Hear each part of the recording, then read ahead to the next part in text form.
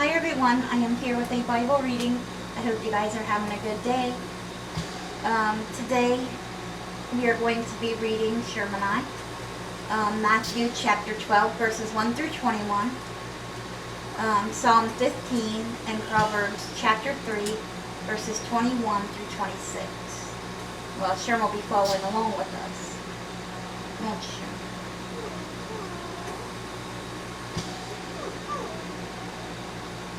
But his headlamp on. I really need to get him a lamp. Okay. Matthew 12 starts out with, Jesus is Lord of the Sabbath and God's chosen servant. So it's going to start out, with Jesus and his disciples, doing things, doing what is right. And the teachers of the law just running their mouths to Jesus, trying to tell him what they're doing is wrong. And Jesus has to correct them again. And then they get mad. Because every time Jesus corrects them and they don't like it, they just get madder and madder.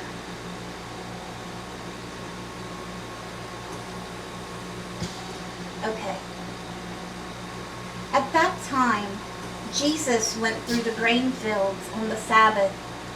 His disciples were hungry and began to pick some heads of grain and eat them. When the Pharisees saw this, they said to him, "Look, your disciples are doing what is unlawful on the Sabbath." He answered, "Haven't you read what David did when he and his companions were hungry? He entered the house of God, and he and his companions ate the consecrated bread, which was not lawful for them to do, but only for the priests. Or haven't you read in the law that the priests on the Sabbath duty in the temple desecrate the Sabbath and yet are innocent? I tell you that something greater than the temple is here. If you had known what these words mean, 'I desire mercy and not sacrifice,' you would not have condemned the innocent. For the Son of Man is Lord of the Sabbath." And then this part especially. That's what I kept thinking and thinking. Jesus says it it's like how could anybody not think that way with what Jesus told them in this next part? Because wouldn't they have to know that's the right thing to do? You'll see. Going on from that place, he went into their synagogue, and a man with a shriveled hand was there, looking for a reason to bring charges against Jesus. The teachers of the law were lurking around again. They asked him, "Is it lawful to heal on the Sabbath?" He said to them, "If any of you," this question's being asked to you guys as well, "if any of you has a sheep and it falls into a pit on the Sabbath, will you not take hold of it and lift it out? How much more valuable is a person than a sheep? Therefore, it is lawful to do good on the Sabbath." Then he said to the man, "Stretch out your hand." So he stretched it out, and it was completely restored, just as sound as the other. But the Pharisees went out and plotted how they might kill Jesus for helping someone.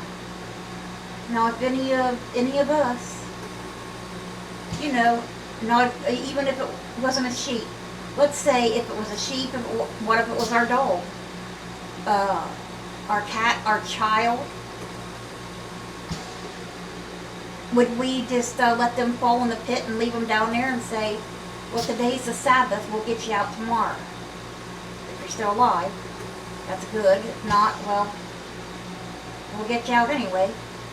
But, sorry we couldn't get you out yesterday, but it was the Sabbath and all. Would we do that, or would we, like Jesus said, do good on the Sabbath and get them out? Whether it was an animal or a person, you would get them out. You would get the one, or the one you love out. You would get them out. You'd do the right thing. But apparently the teachers of the law, the Pharisees and Sadducees, don't think so, and tell people otherwise. And they don't want people listening to Jesus. They want people listening to them and them only. God's chosen servant. Aware of this, the Pharisees were plotting to kill him. Aware of this, Jesus withdrew from that place. A large crowd followed him, which it always did, and he healed all who were ill. He warned them not to tell others about him. This was to fulfill what was spoken through the prophet Isaiah. Here is my servant whom I have chosen, the one I love, in whom I delight. I will put my spirit on him, and he will proclaim justice to the nations. He will not quarrel or cry out. No one will hear his voice in the streets. A bruised reed will not break. He will not break, and a smoldering wick he will not snuff out, till he has brought justice through to victory. In his name the nations will put their hope. Oh, no. Who's that sound like? God's chosen one. Sounds like Jesus, because it is. It ain't the Sadducees or the Pharisees or the teachers of the law.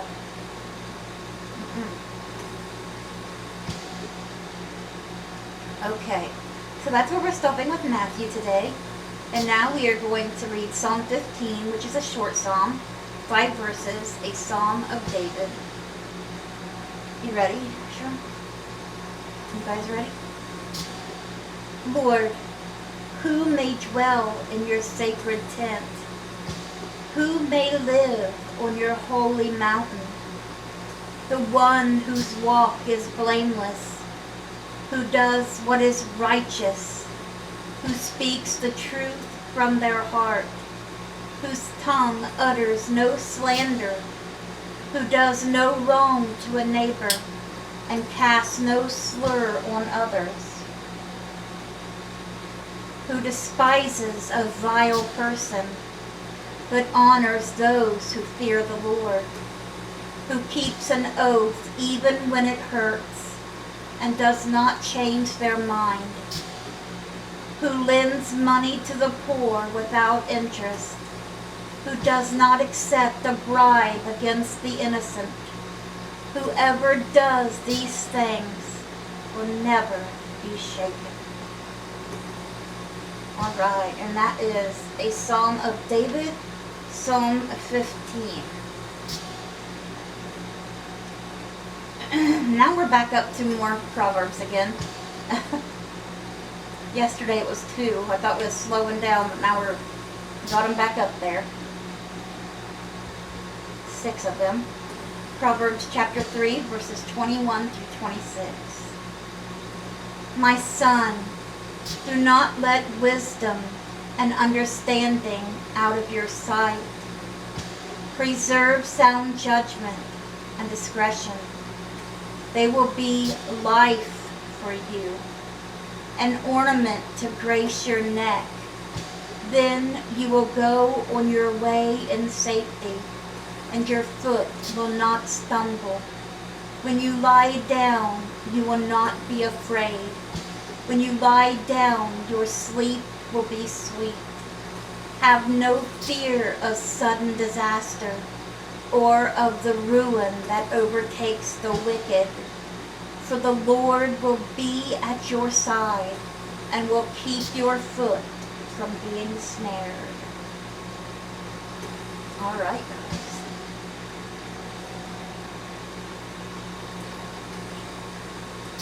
That was our Bible reading for today. I hope it touched your hearts.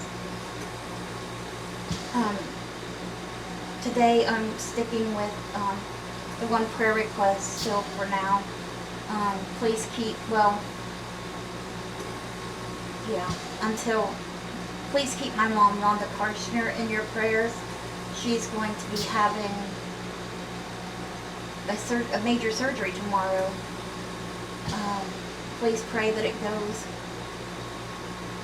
good, better than expected, let's say. Pray that everything bad gets gone completely, and that they check her lungs and stuff like they should have already, and everything else is good. The lungs, everything is good, and hopefully she won't have to have the other stuff done like they say she'll have to, because it's really, I know how it affects people. So please keep her in your prayers. I know she's really nervous, whether she wants to, admit it or not, she is. So she'll be leaving early in the morning. And the roads will be slippery as well. So please keep her in your prayers. And ask prayer for her, please. I'll let you guys know tomorrow in the video when I know something. The doctors told her, I think she said, 6 to 8 hours to expect to be up there. So,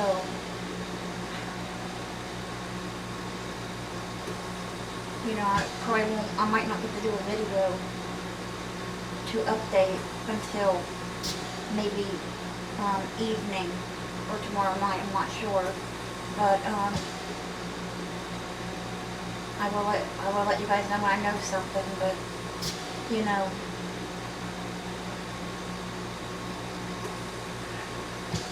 it's hard to tell what we'll know then, but hopefully good news. So I hope you guys have a great rest of your day. Let's bring those souls to Jesus, and God willing, we'll see you guys again tomorrow with another Bible reading. Bye guys. God bless.